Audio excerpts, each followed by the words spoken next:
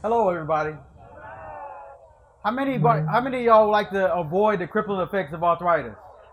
Instead of aging like this, like you see majority of your friends, they're aging and their body starts to go, head starts to go forward. Or rather, you just age and you age gracefully, straight up, where you can take a full breath and hold your body up and your balance is right. Well, you might want to listen to what I got to say today. So I start out, there's this story that I like to share. There was this house, and there's this cat and this mouse, and they always playing this game of I'm gonna get you, because the cat is always hungry, so he's chasing that mouse. And what happens is that mouse ran in a hole one day, and the cat ran behind him. But the mouse didn't know that the cat had went to a seminar the weekend before. And so what he did is he started barking. Roof, roof. So the mouse thought the cat was gone. And then he ran out, and then the cat swallowed him up and ate him. So the thing of what I'm saying today, and the story I'm sharing with you today, is that in order to survive in this world, you got to learn a new skill.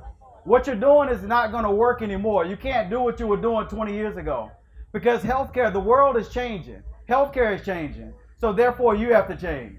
So one of the things that we're going to go over today in the next like 10 minutes, I want to share with you just key principles, 3 key principles that are going to definitely help change your life. Number one, this has got nothing to do with health.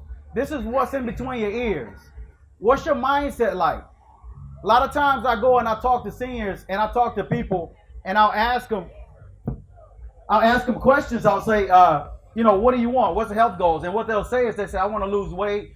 I want to be able to do a 5K. I want to be able to do this. And then you'll see them again and they'll say, you know what? I don't want that anymore. I'm pretty okay what it is. And so what I'm listening to saying is what they're not really saying. And what they're not saying is, I've given up on that. I don't think it's possible for me. So one of the things that I do is I call myself the hope dealer. I actually help to encourage people that you can still push on. As long as you can get up the next day, you can continue to do something else. So the first thing that we got to change in order for you to be healthy is your mindset. The one thing that people do is they go around and they're looking outside for all this stuff and they don't look within. Now, I'm a firm believer that God gave you everything that you need for your body to heal and repair. And if you don't pay attention to it, you're going to miss the whole point. So that's why mindset is number one. You got to address that mind. What's your thinking like? If you hang around a bunch of negative people and they don't move, you're not going to move either. So you got to get up. So the people that actually came here, I applaud you for making the effort to come here to park and walk down these blocks and walk down here to actually sit here to listen to all the information that you can get. Now, the second principle of that is that number one, we got to learn how to reduce stress. How many of y'all know what stress is? Are you stressed right now? Some people are, right? With different things. I was a little stressed, worried about parking when I came in here. But one of the things is stress is one of the biggest indicators that actually cause the most diseases in our body. And one of the things it is that I see with a lot of people that suffer from cancer, all these other diseases, is number one is it doesn't even have to be physical stress. It can be emotional stress. So the lack of forgiveness and stuff like that. So whatever you got that you're holding on from the past, you got to let it go. Number one thing, if you don't let it go, that harnesses in the inside and that attacks your body, and there's no way you can be 100% healthy. I gave an example. I used to go to this nursing home on Tuesdays and Thursdays, and there was a brother and sister up in the same nursing home that weren't talking. The brother was dementia, so he was just present time conscious, always happy, didn't know what was going on. But the sister was so bitter that she was in a wheelchair, there's no way that she could be healthy. So one day I asked her, why do you come see me if you're not going to let go of whatever's holding you back? And a lot of times too, this is a thing that we can do, people. You can get knee replacements, hip replacements, back fusions, whatever you want. If you don't address the stress in your life, there's no way you're going to heal. You're not going to heal. And so what happens is some people get all these things and they're not happy with the results. And that's because of the fact that they're still harnessing and holding on to something. And so that's something that I want you to address right there. So number one, we said mindset. And number two, we got to reduce stress. Now I'm gonna stay on stress a little bit longer because stress is so important. Now you got 3 different types of stress. Everybody knows number one type, that's like car accidents, slips and falls. I was talking to a lady today just a few minutes ago that fell right outside, walking outside a facility, and I saw her, she's here today, so that's good. But the thing about it, the most common stress is the mental and emotional stress. That's what can raise your blood pressure. You see, we have a nervous system that's divided into 2 systems. We got a sympathetic nervous system and we got a parasympathetic nervous system. The sympathetic nervous system goes with fight or flight. That's like if a dog comes out and chases you. I was out running this morning and I run up on a fence and a dog just jumped out at me and my blood pressure went up to probably 300 over 200. But the problem is if it stays there. Now, the second part of that nervous system is what we call parasympathetic. Parasympathetic nervous system is when you go to rest and digest and repair. The problem is people are living in a sympathetic dominant state. Therefore, they're not relaxing. You can lay down 8 hours, sleep 12, whatever. But if you don't learn to let your body relax, it's not going to repair. And that's going to slow down your healing process as well. So one of the things one of the things you can do with that is meditate. Learn how to pray more often. Forgiveness. Now, I might sound like a preacher a little bit, but a lot of this stuff is spiritual. It is. It's to the point where we got to understand that the mindset, reducing the stress, getting more connected with things instead of disconnected with things, we're going to be a lot healthier. And that's what's happening with this new generation with cell phones and technology, that people don't even know how to have conversations anymore. You know, people are in the next room over and they send a text, right? You know, it's different things like that. So we got to learn how to be connected as humans. There's something that brings on healing when we're connected. That's why I like doing Walk with the Doc, because it brings people together so we can discuss things. Everybody now has access to internet and computers and all these different things, but there's nothing like the human touch. There's nothing like a hug. There's nothing like reaching out and touching somebody. There's healing in that. It's called laying of hands. That's one of the first ways that they heal people back in the day. And that's one of the things that I do as a chiropractor. Now, we got those three things. You got mindset, reducing stress. The last one I want to talk about is having a stress-free nervous system. You got to take stress off the nervous system. The way that your body works is the brain controls everything.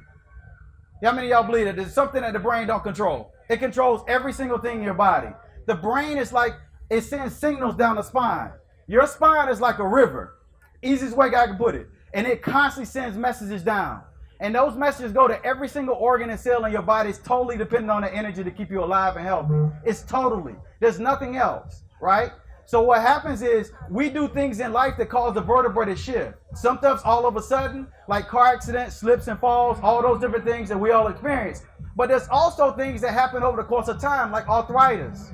Arthritis and degeneration. When you lose those disc spacing and when those vertebrae are unstable and they start putting pressure on those nerves, that's how people start getting numbness and tingling in the hands, all the way down into the feet, all the way with headaches and blood pressure issues, because of the arthritis is putting pressure on those nerves and it's decreasing the signals. So the messages aren't getting there. So whatever those nerves supply, they get weak, they degenerate, and they eventually cause disease. The problem is a lot of people run around chasing diseases instead of looking at the cause of what's going on with the problem. That's why I named the book Overlooked. We can't overlook that anymore.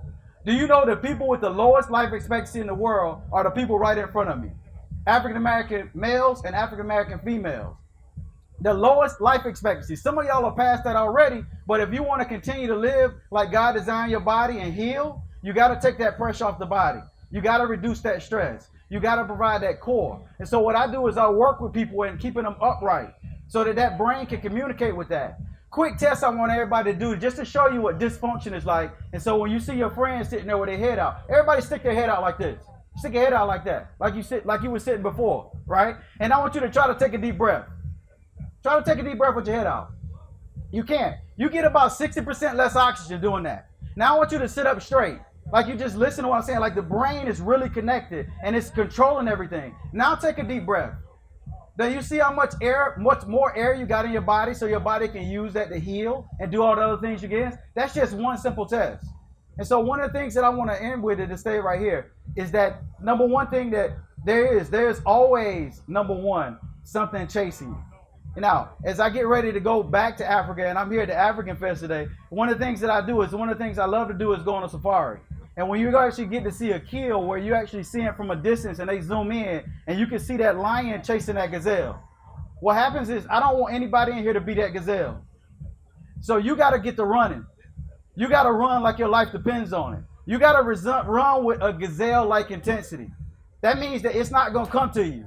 You got to get up and move. The human body was designed to move. If you're in a bad mood, get up and walk down to the corner and come back and you'll be in a better mood. If you're in a bad mood, walk that way. But you got to move. That's the thing about it when I see with my seniors, and that's one of the things where I do Walk with the Doc. Well, if you come to Walk with the Doc at the Croc Center, one of the things that I encourage people to do is that we sit and we do like a 10-minute talk. And then in order to talk to us, you got to walk with us. But what happens is most of the time the crowd starts to decrease because people don't want to walk. They don't want to walk. And so we got to end up moving more. So if you want to find out more information about what I'm talking about overlook, about taking your health to the next level, come and see me. I'll be right over here for a while at this table, and I'll be happy to answer any questions that you have. I want to open up. If they give me a chance to take a few questions, I'll be happy to do that. Anybody got any questions? No? Yes, ma'am. What is what?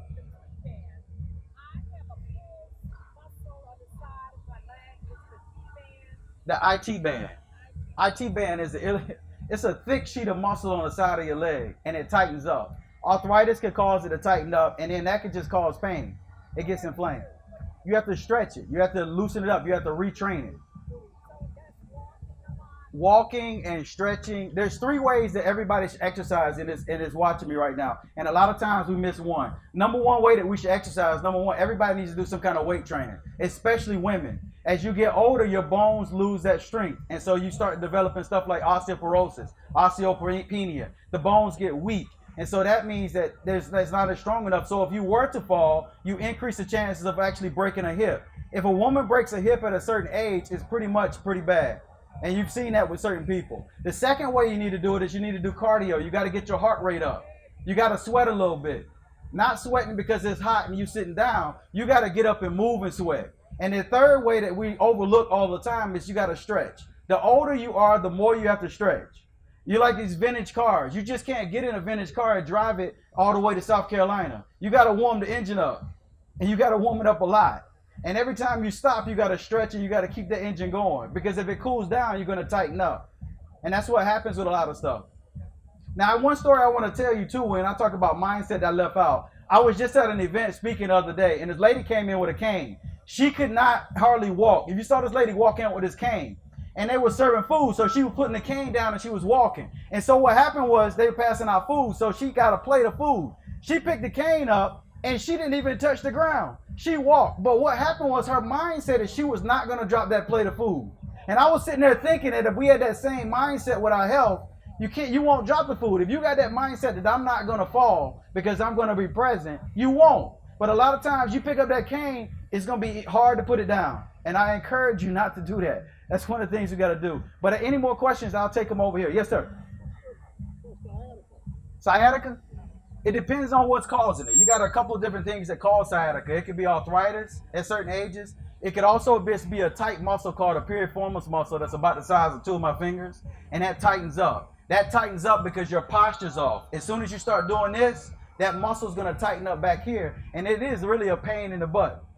And so the tighter it is, the more you're going to feel it down the leg.